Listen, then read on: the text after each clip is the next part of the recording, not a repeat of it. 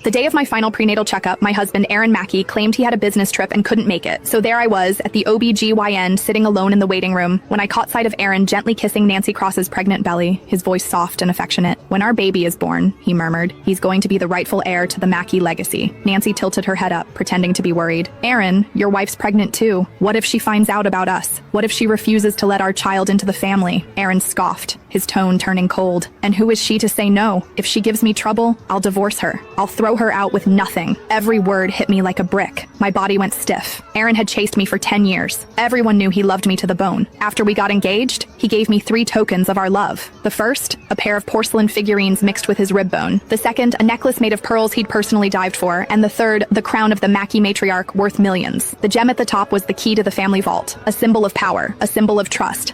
Half the company was tied to it. He once went diving just to find me a new pearl, only to disappear at sea. When they found him, he had amnesia, and Nancy, a nightclub dancer, was the one who'd rescued him. Once his memories came back, he said he wanted to return to me. I believed he had. What I didn't know was, he and Nancy never really ended. She's pregnant with his child, and now he's scheming to kick me out with nothing. My baby didn't need a deadbeat dad like him, and I was sure as hell I didn't need a love that came in halves. If he's so desperate to burn my world down, I'd leave before he got the chance. Holding my head high, I picked up the phone and called my father. "Dad, I'm divorcing Aaron. I'm keeping the baby. I'll come home to take over the Blake Corporation, and I'll go through with the arranged marriage with the Dalton family." The second I hung up, I booked the earliest flight out. 2 weeks. That's all I needed. In 2 weeks, I'd be gone for good. The second I got home, I picked up my phone and called my father. "Dad, I've made up my mind. I'm keeping the baby and I'll take over the company. I'll also agree to engagement with the Daltons." There was a pause. "Cassidy, are you sure?" You know, words is, the Dalton CEO's infertile. "I'm sure. That just means my child gets to be the successor for both the Blake and the Dalton." He quickly agreed. "All right, I'll reach out to the Daltons. You go ahead and apply for immigration." I nodded, then turned my attention to the divorce papers. Looking at the list of property division, it felt like I was watching the distance grow between Aaron and me. Yesterday at the OBGYN clinic, I ran into Aaron and Nancy. At first, I didn't want to believe it. Then that night, I got a message from Aaron asking me to meet at our usual spot. With mixed feelings, I went to the private room. Before I even walked in, I saw through the crack in the door, Nancy was sitting on Aaron's lap. She leaned into his arms so naturally,